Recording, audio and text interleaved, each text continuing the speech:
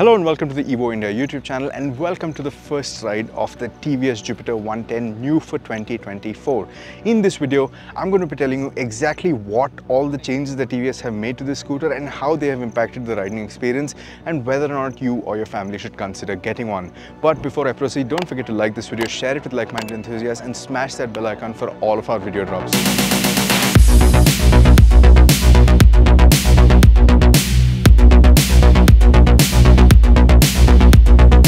Now I won't bore you too much with the design of this scooter because I've already covered that in my walk around video, but here's a quick recap. The design is a lot sharper, a lot smoother and a lot more modern than before. You have this nice light bar strip that runs at the front, one at the rear as well for your tail light. The indicators are baked into the light strips both at the front and the rear. You have a nice LED headlight. You have this new instrument cluster. All these lines are now flowing and seamless, and it's not different boxy structures like before. And while the silhouette is pretty similar to the scooter it replaces, it still looks very fresh and very new. So I do like the way this looks quite a bit. Now let's talk about the performance because that's where the meat of the changes are present.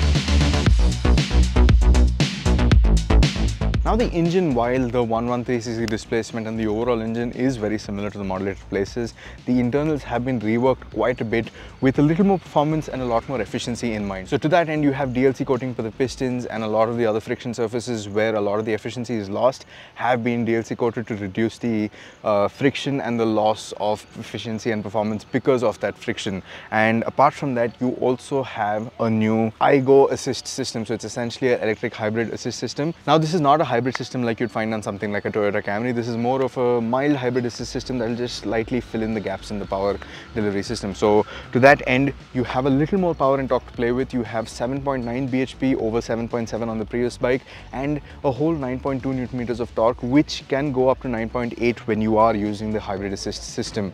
Now to that end, the performance is smooth. The engine is very refined even when you're getting up to its top speed. With my weight on this track, I managed to get around 82 kmph, and even at that speed it was very refined, very potent. And especially a city commuter like this, you want good low end and mid range. So say 20 to 50 is your sweet spot. That's where you're going to be operating for most of the time, and there you have a lot of pep, a lot of grunt, and that assist system really comes in handy there as well. Now the difference in performance when you are using the assist versus when you're not is not night and day. It's not like you're suddenly going to be breaking all speed limits, but it is perceivable to say the least. Now here's a quick demonstration on exactly how this assist feature works. So the battery charges itself when you're using the scooter, and when it is ready to give you that slight torque boost, it will indicate that on the screen like so. It says assist ready. So now if you come here and check this out, now say I'm just riding along comfortably, it says assist ready. So it won't immediately kick in. What you have to do is blip the throttle and get back on, and it says assist on. So that's a very neat way of integrating this feature, and I like how they have implemented this in the overall scheme of things. Apart from that, you also have an automatic start-stop system. So when you're stopping at a light, the engine will cut off, then all you have to do is press the brake, roll back on the throttle, your engine comes back on. And you also have an integrated starter motor, so all you have to do is just press once and your engine silently roars into life. So that's pretty neat, very nifty again, and that adds to the whole experience of refinement that TVS has done a really good job of making shine through this scooter. Now before we proceed to anything else, I quickly want to point out the seating, the way you access this scooter. Now I'm 5'10", I'm on the larger side, and as you can see, I'm very comfortably sat on this scooter. My hands reach very nicely. It's not really interrupting with my legs, and this makes it that much more accessible because the shorter riders here also have no trouble sitting on this scooter. So I think they really nailed that experience of this scooter as well. Now, as I mentioned in the walk around video, almost the entirety of the chassis setup has been lifted off of the Jupiter 125, but obviously has been tweaked for the engine and the capabilities of the Jupiter 110. To that end, you get a floorboard placement for the fuel tank, which also allows you to quickly access your fuel filler cap, which is right here, not here or under the seat. That is really convenient. So you pull up to a fuel station, all you have to do is open this, you get access to your fuel filler cap. That's great. But the ride and handling benefit of that is that the center of gravity has gone lower and has come a little further ahead, which allows for a lot more agility when you're attacking corners, or for that matter even trying to weave through busy traffic. Now The benefit of this scooter is that it gets 12-inch wheels at both ends, so that not only draws a fine line between agility, but it also adds a lot of balance and stability to the entire riding experience. Now this isn't as sporty or as fun as something like an Ntorq, but it isn't trying to be, and it's not meant to be either. That being said, you can still have a lot of fun on a scooter like this in the corners. Now we are riding at TVS's test track. This is where they develop a lot of their motorcycles apart from MMRT, and you have one nice sweeping right-hander. So this does handle that with a lot of poise. There are a few bumps mid-corner, and especially when you're exiting the corner, there's a nice big dip in the road. Any scooter that wasn't very stable would get pretty unstable over there and unsettled over there, but this handles it like a champ. It just goes through it very comfortably.